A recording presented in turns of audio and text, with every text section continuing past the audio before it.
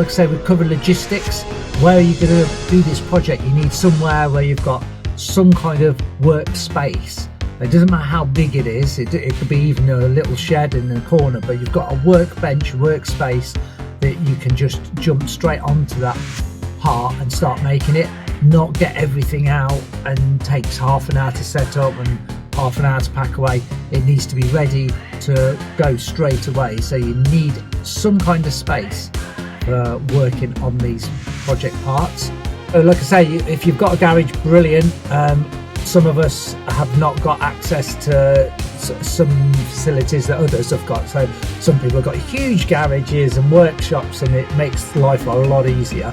Some haven't. So it's literally finding that space. Where will you build this project? And when you're building it, you need a lot more room around you to actually make these parts. So where does that happen? Preferably closer to the home, the better. Because if it's far away, you don't want to come home from work in the evening and then drive half an hour down the road to your workshop and then work on it and then come back. It's just not feasible, and you'll get very disheartened with it quickly because there's just too many obstacles in the way. So you do need somewhere where you can literally jump straight onto the project. Also, support. Who is going to support you? Is your partner supporting you in this project?